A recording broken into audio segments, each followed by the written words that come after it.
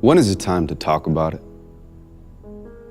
After Sandy Hook, when 26 lives were took, the politicians shook their heads and said we shouldn't talk about it.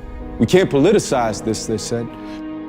20 kids are dead. We have to lay them to rest before we talk about it. They gave their prayers and sent their tweets, but they didn't want to talk about it. But I was just as culpable for what I didn't do or say, because honestly, it hurt too much. I didn't want to talk about it. Well, now I want to talk about it. Private guns have killed more Americans since 1960 than all of our wars combined. Now, personally, that's a statistic that completely blows my mind. Or what about the number of our gun-related homicides? It's higher than any other developed country by 20 times.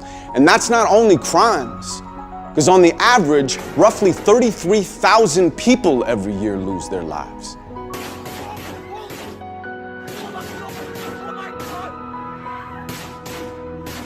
If that's not terrorism, we have lost our fucking minds.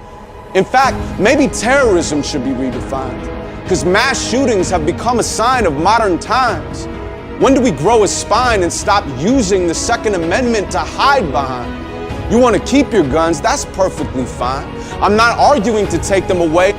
And yet the NRA accuses me of lying, like secretly I'm trying. That way they change the conversation from the people dying. And Congress won't do their jobs because lobbyists have paid them off, so they ignore the problems that they're there to solve. Public service has a private interest when campaign contributions make them liable to the parties that contribute. It's a form of paying tribute, but the dollars make no sense. How can a background check be something that we're against? If the prevailing argument is it's about our mental health, then it's illogical to think that regulations wouldn't help. You're on the wrong side of history. There is no in-between. When you look back in 20 years, tell me who you want to be.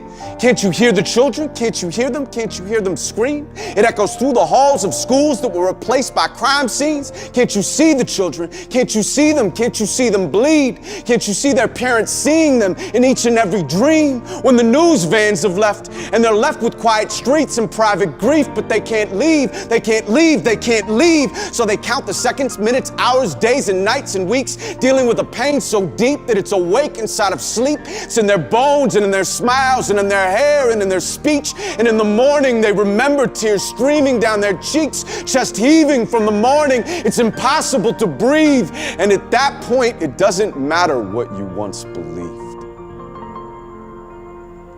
We have let a special interest hold us hostage over greed, but it's in our hands, so why are we the ones that have to freeze? Don't move anything. Don't say anything. Don't do anything. Don't change anything.